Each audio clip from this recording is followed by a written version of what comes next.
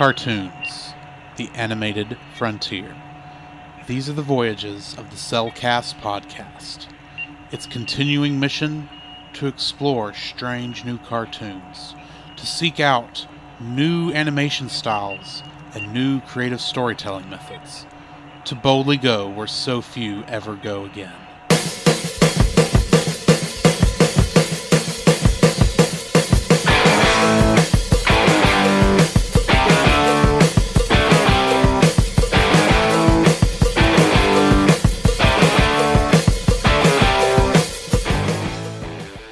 Welcome to another episode of the Cellcast Reactions. Joining me today is a man who, he's just a little worried when it comes to technology. Welcome, Jacob. Maybe just a little bit. Darn you, stupid phone! Why, What thank do you expect when it's 7 years old? Hush. Why, thank you. And let me introduce our co-host, a man who just wants to have a road trip. That's all. Welcome, true. Well, COVID has made that very hard over the course of the last year. Very true. And I wouldn't mind going on a good road trip. Very true. Maybe we'll do one around Labor Day. Maybe. Anyway, how are you doing, Jacob? Man, I'm doing good. I'm looking forward to watching this film. Yes. We are doing a reaction to the movie The Mitchells versus the Machiens, which is currently on Netflix. Mm-hmm. I saw this trailer back when we were getting ready for our upcoming movies episode back in February. And at the time, it was coming out into theaters, but Sony has pulled it from theaters for no really apparent reason, other than maybe they just didn't think it would play well under the current circumstances. Right. And decided to put it on Netflix, so that's where we're going to watch it. What it looks like to me is that the Earth is going to have to deal with an alien invasion that somehow takes over all of Earth's technology, and the local family of Luddites are going to somehow stop it by using more non-techie ways. Yeah. That's what it looks like to me, and it looks like it was going to be funny. I have not actually seen the trailer since we did that episode. Right. So I am coming into this relatively blank. Yeah, same here. But I remember having never heard of it before we were getting ready for that episode, watching the trailer and thinking, this is going to be good. I'm surprised I'm not hearing anyone talk about it. Mm-hmm. And then I didn't hear anybody talk about it until like 2 weeks ago. When the news came out, it was... or not 2 weeks ago, it was like, what, a month ago when the news broke it was going to Netflix? Exactly.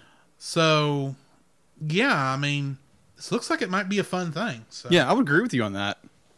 I'm looking forward to it. Like when we watched the trailer for that episode, I was like, oh, okay, that's interesting. It looks fun. And then, obviously, like you said, we get the news that it's now on Netflix, and it's like, okay. So I would still rather have seen it in theaters. I would agree with you there. Which we'll rant about that some Tuesday, I think. Probably. Having known the news that came out this week.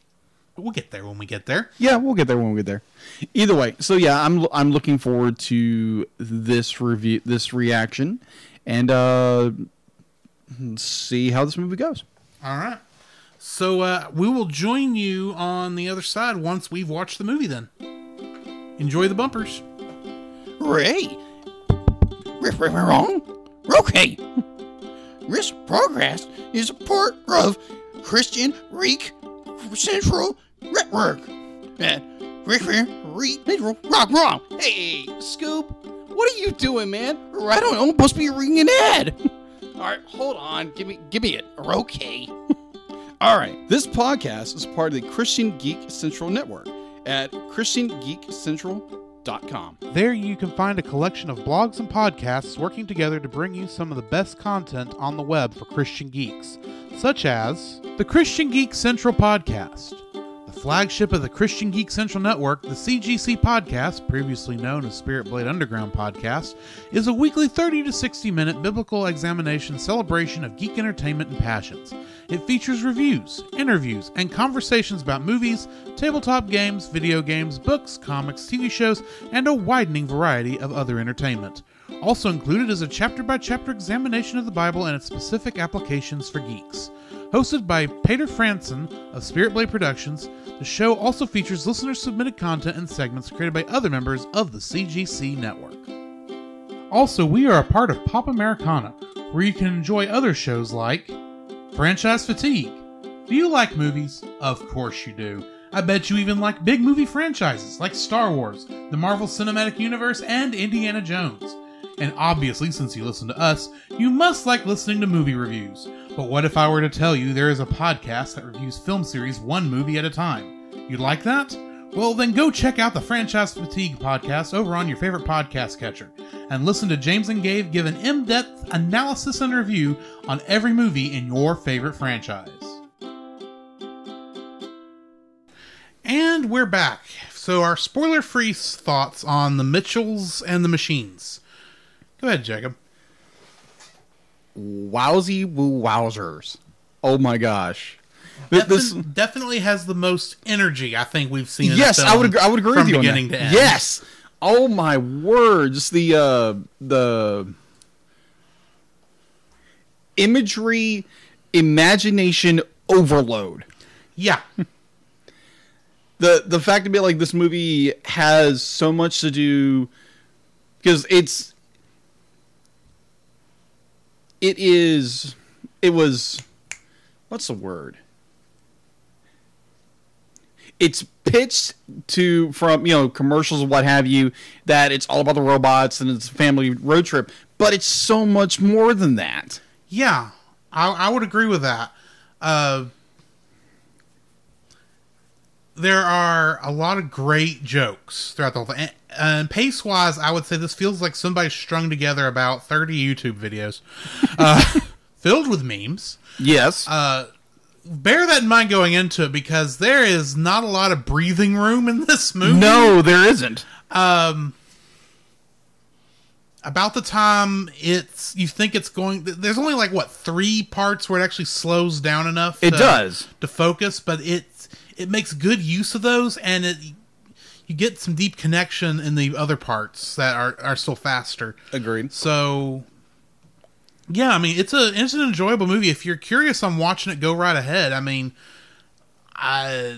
there was some logic issues, but nothing that was really... that really took me out of the movie. Yeah. Mostly it was just fun to poke at. Yeah, agreed. Yeah, that'd be like if you are interested, it just launched on Netflix, so go check it out. The only thing I can say that Come on, we're spoiler free. Yeah, I know. The only thing I can say that it didn't go to theaters. Yes, and it really should have. This would have been a trip to see in theaters. Yeah, we were saying that the entire time watching this. Like, this should have been in theaters. And it's a real shame it's not. But yeah. Anyway, I think we need to go ahead and jump into the full spoiler-filled section. Agreed. So that we can quit holding back. Yeah, exactly. So, let's do that. The following is a spoiler-filled reaction. Let me start that over again. The following is a spoiler-filled reaction to the movie The Mitchells and the Machines. Listener discretion is advised. Oh my gosh! I don't think they can sell Furby anymore. Oh my word! If the Furby wasn't creepy enough to begin with. Oh my gosh! The point of this movie does not stop. From its inception to its very end. It has very small little points where it actually slows down, but this movie is a roller coaster. This movie, just so you know, it mixes the bulk of the animation is 3D. Yes. But there are bits of 2D animation. I guess it's Instagram? Yeah, it's Instagram. Kind of, sort of. Instagram-type filters that are over every bit of the movie. Oh, yeah. one interesting thing, I just want to throw this out there. Mm-hmm. Did you notice that primarily it was only in... Oh, what was her name? The main girl. The daughter. Oh, I'm drawing a... Oh. Anyway, it was only her interactions that had that. Mm-hmm. So, I mean, her main interaction with her brother, was it the raptor? Yeah, And that always did it, including his one little sad one when he was a little disappointed in her. Yeah. But it doesn't... Those little Instagram little filter thingies don't start happening with her dad until near the end of the movie. I don't know if I ever saw it with the mom, except when she was going mama bear on those. Yeah. On those robots. Yeah, Katie Mitchell. Katie. I don't know why I couldn't remember Katie. Yeah. This didn't just say the name like 50 times for the Yeah, last they 2 did. hours. But, so yeah, the bulk of the story is about... Okay, so Katie is going off to college. She's been accepted into a film school, which is her dream. And her dad's worried. Mm-hmm. And he's a bit of a protective father. He's trying his best, but he gets stuff wrong. Which I think we can all relate to some degree. I think so. And he tries to make up a faux pas of his by taking them on the road trip from Hades. Yeah, pretty much. If you're thinking this sounds a bit like Vacation, the National Lampoon's Vacation series, it kind of is that, but with a robot apocalypse. Yeah, pretty much. That happens at the same time. Pretty much. Actually, I just realized it's a lot like that. A lot like that It franchise. is. Yeah, it's... Okay, I have to bring up the Furbies. I already mentioned them once, but we need... Yes, Furbies. The Furby apocalypse has come. So, okay. I'm gonna lead into the Furbies. Give me a second. So, the basic idea is this Siri knockoff thing made by the Apple knockoff company that obviously Apple did not fund any of this because it probably hits a little too close to home. But she gets mad at her creator because he calls her obsolete and pretty much forced her to create her replacement because that's what machines do. And she's and apparently the AI in the PAL is a little better than he expected. Yeah. And so she takes over and causes all the robots to attack. Well, apparently, it's not just the robots. Anything that's got this little PAL chip, which means, guess what? We actually have something going against the Internet of Things concept. Are you aware of this concept? No, I'm not. Okay, so when the Internet first came out, you had Web 1.0, which was just basic Internet. Yeah. Then you had Internet 2.0, which was this idea, which was the more social act. So that's like your Facebooks, your... I don't think it's called Web 3.0, but essentially this idea of the Internet of Things is like having everything hooked up to the Internet and working together. So things like the Nest doorbell thing. Okay. Smart refrigerators, smart rackets.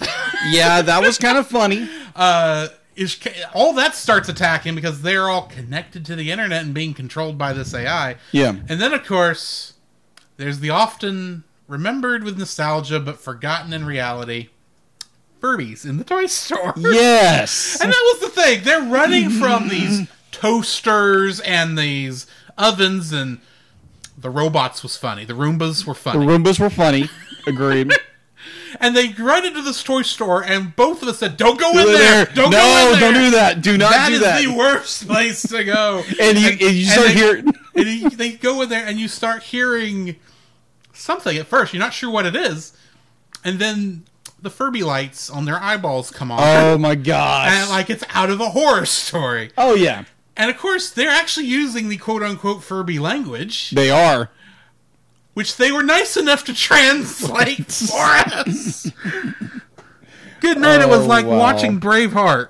Agreed. And my favorite part is, we must call the elder. What's the elder? Are they going to bring back an original Furby? No, it's a giant 30-foot tall Furby. Oh my god. Who's going to buy that Furby? It's obviously not meant for sale. Apparently. It is a giant store display. Yeah. Which makes me wonder why it's got anything in it besides, regular animatronics. It shouldn't be a literal Furby at that size. Right. But, or at least, there's issues I have with the giant Furby. It's just, I let him go because it's hilarious seeing them being attacked by a giant Furby. That was hilarious. That was hilarious. I shall save my children.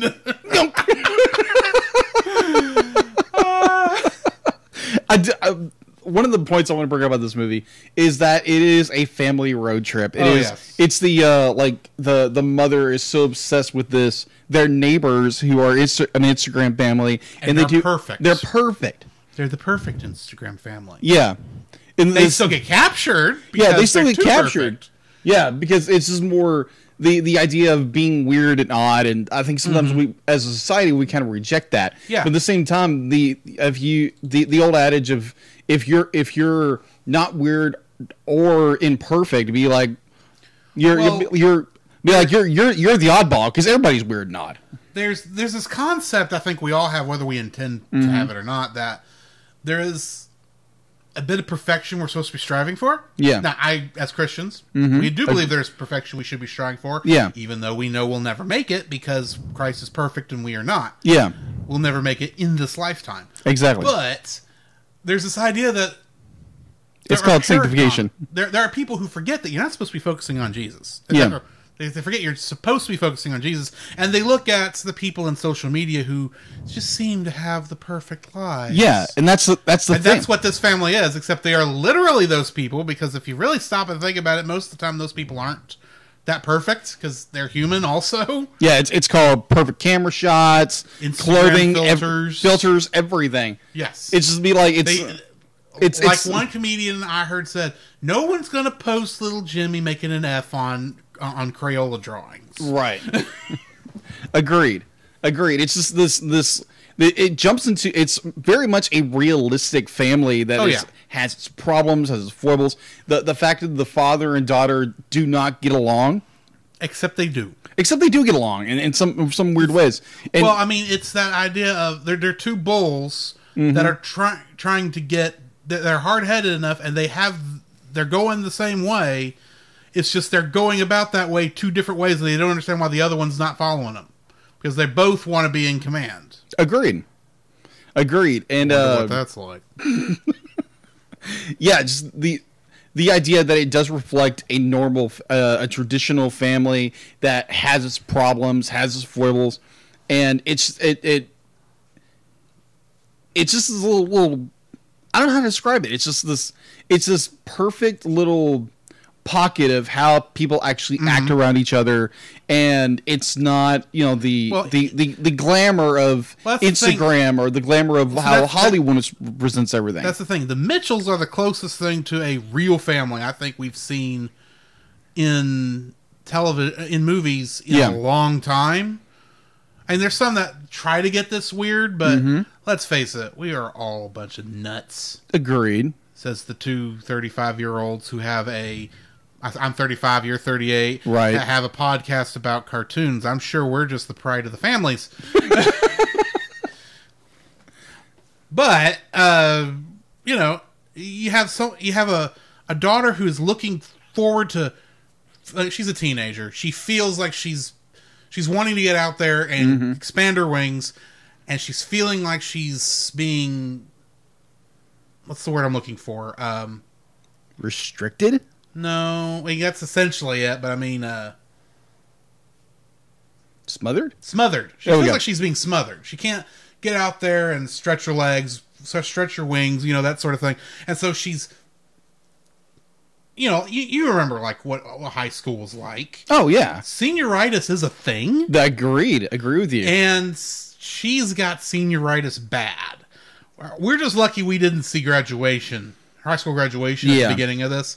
they literally start with her going off to college, and somehow I think you still have senioritis till you make it to college, and then you realize college is not the perfection everyone says it's going to be. I would agree. It's something I think people should, if they can, and if they have the capabilities, and if college is good for them, they should. But you are eventually going to have to get out from underneath your parents. Yeah. That's the thing. It's the idea of spreading your wings and becoming your own individual. It's the freedom that she's looking forward to. Yeah. And she doesn't know how to express that very well with her father, who is worried that his child that he's been responsible for the past 18 years of his life is going to fail. He's worried about her failing. Mm-hmm. And that is the entire motivation behind his actions. Oh yeah. And what's great are the scenes in here where they actually show the brother and the sister talking, mm-hmm. and the mother and the father talking, and the father and the daughter are saying the exact same thing. Yeah. Because they are very similar. It's just they have their own goals. His goal is to keep her safe. Her goal is to spread her wings. Yeah. And the other two are just trying to keep them from killing each other. That is true. It helps that, you get you get a robot apocalypse that kind of focuses on what the important things are. That's true. And then you have the adopted robot siblings. Yes. The adopted robots. Yeah, that was a very interesting dynamic. If Angry Red Man can change his programming, we thought we would too. It appears that our malfunction has saved us. Oh my gosh! Wow. So, there's a lot of really good things in this movie. Like it's got a great story. Visually, it's stunning. Will absolutely blow your mind watching this. Definitely go watch it on Netflix right now. It's amazing. There's a reason why it is #1 on Netflix right now. Yeah, and it just launched. Yeah. I do want to get into the flaws of this movie. The movie does have continuity errors of where, like, the fact that Father Mitchell smashes all their phones, and then at the end of the movie, she has her phone back. So we have like little issues here, like when say for example, I don't remember her having her phone back after he smashed all their phones. No, she had her phone back at the very end of the movie. When she's back at college? Yeah, when she's back at college. When they've had time to stop and go by a local, or probably the CEO that is now friends with her father of the cell phone company probably gave them phones. Oh, he's probably a federal person. It's been he probably is, but he's still the CEO of the company. That's true. And they just became friends, essentially. Yeah, so I would agree with you on that. I'm just saying, there is a bit of a... I don't remember how long... I don't think they said exactly how long, but there is a time gap between the end of the climax of the movie and her going to college. Yeah, there's like a month a couple days. Just enough... Yeah. There's enough time in there. It's like, okay, we do need to go back and replace our technology. That is true. Because she does also have a new laptop at the end. Yeah, which is... True. What started a lot of this issue in the process is when he accidentally broke her laptop screen. Mm-hmm. So I mean, I'm not saying that. I'm just saying it's not much of a continuity issue. Since there's plenty of time. Totally get it. Totally get it. Yeah, and I can see that the fact that her case has been recreated exactly. There's an issue. Yeah, there's an issue right there. Yeah, I'm sure in reality they just copy and pasted the model, but probably. I'm just saying there's that logistic issue. The bigger logistic issues for me is the fact that all the people in that ship when it fell over should be gravely injured. Yeah, exactly. Physical trauma. It's a thing. Mm-hmm. And I will defend the robots not being able to recognize the dog from a pig. Yeah, or a loaf of bread. I will defend that. Okay. Because, you know how on those CAPTCHAs, when you're trying to get something off the internet, and it says pick all the things that are a crosswalk or whatever? Yeah. That is the way they're actually getting us to help train the AIs to be able to recognize things, because AI can't really tell pictures apart. Yeah. So you get something like that pug, which I'm going to make a wild guess is as ugly a pug as you could get away with. Probably. In relation, we don't see any other pugs, so it's really hard to gauge in the art style. But I'm just going to guess that, I can see the computers not being able to make out that difference. Yeah. Between a dog and a pig and a loaf of bread. Agreed. It was funny, though. Yes. It was very funny how they did that. Especially when she tied him to the roof, the hood of the vehicle, so to use as a shield. Yeah, that was very funny until you start realizing physically, like the dog should have flipped off about a quarter mile back. Yes, the dog should have. I also don't think that the magnetic thing would have gotten a hold of the car good enough at just the right degree where the car could still accelerate up the wall. Yeah, exactly. Because there's no way, it's got to be calibrated for the anti-gravity pods that we saw earlier. So there's no way it's going to be holding it down at a force that's not going to be causing the car to be riding almost directly on the tires. Yeah. Agreed. That's my logistical error. At the same time, I didn't care. Right. Like, yeah, when you're watching the film and you're doing it as a review, it'd be like, you're going to watch and see all these little flaws within the film. But overall, this is an amazing film. This is an amazing film. And it's really sad that it went straight to video. Yeah, pretty much. Or this I know it's streaming. technically not straight to video because it is streaming, and streaming apparently does still count as more than... I know they said VHS. There's plenty of VHS quality in the movie, I'll admit. But yeah, definitely. It works. It works very well in those instances. But yeah, I would agree with you. Yeah, there's it's an amazing film.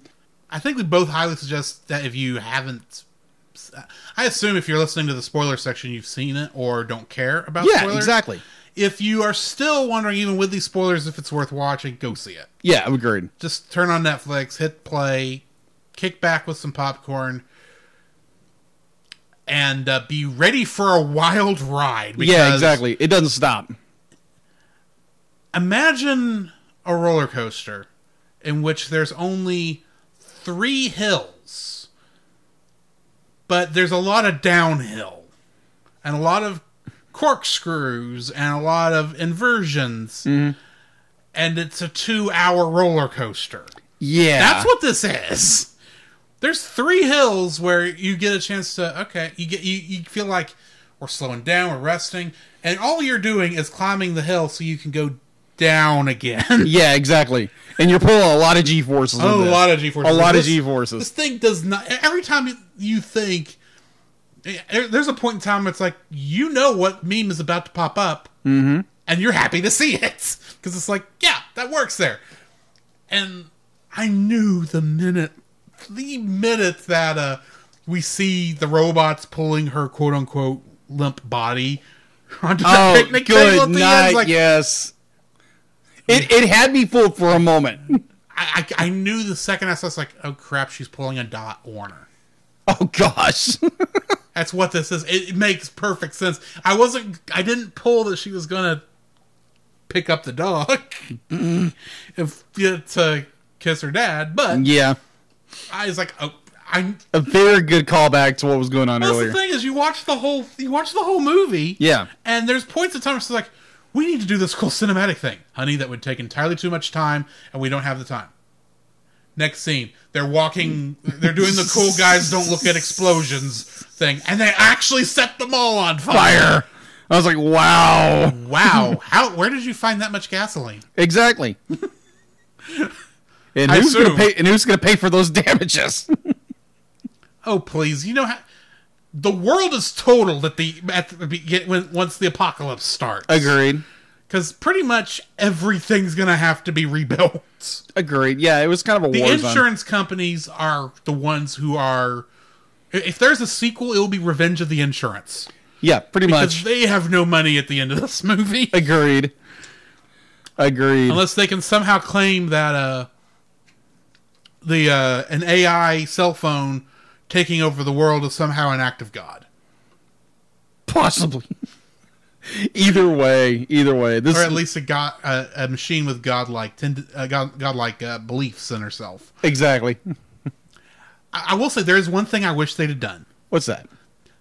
When at the very beginning, you really do still get the feeling that the PAL AI, when she's talking to Elon Musk wannabe, Yeah. or because it's not really Steve Jobs, it's more of an Elon Musk. Yeah.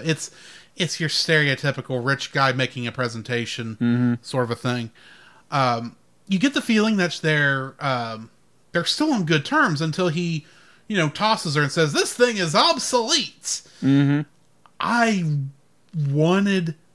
Part of the reason I was upset that they don't get him out when the dad escapes is I wanted him to have to go and confront. Yeah, kind of like a redemption arc in a way. Give him some redemption. I know it's not focused on him. It's like have him go and let him do his redemption arc. Still have either then you can have the AI understand that what she's doing is wrong, and then she can do the kill code herself, even if it would mean sacrificing herself. Not that we know if that's how it works, right? Or she can still decide to attack anyway. Then you have all the right in the world to throw her into the pool. Mm-hmm. Oh, but that's not what we get. It's like we're just going to throw her into the pool, have a joke about how it's going to completely miss and somehow not break the screen. Yeah. Anyway, that's one very durable phone. Yeah, it is very much. And they even make a joke about, I have broken 6 phones by mistake, but this one I'm going to break on purpose. It's like, good night. Do you have that screen built out of transparent titanium? Mm-hmm. If such a thing exists. Hey, transparent aluminum now exists. It does. So agreed. There is that. Anyway, I think that's going to be the end of our thing. Unless you've got something else to add?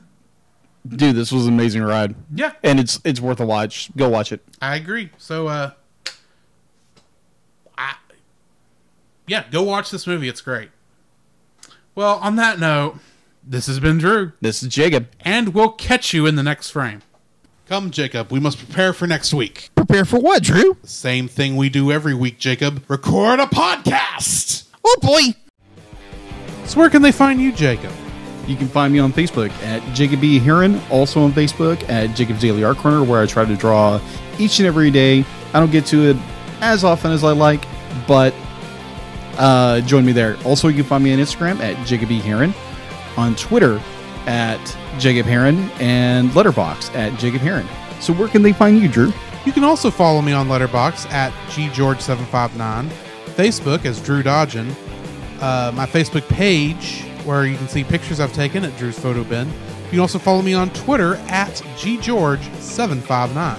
You can email us at thecellcastpodcast@gmail.com. You can also follow us on Twitter at cast_cell. You can follow us on Twitch at twitch.tv/thecellcastgaming. You can also follow us on YouTube at Cellcast. Listen to our podcast on Apple Podcasts, Google Play Podcasts, Stitcher, Spotify, and your favorite podcast directory. You can also listen to us on the Movie of the Week podcast with Jim Heron, where we talk about live-action movies. And remember, Cell is a single L.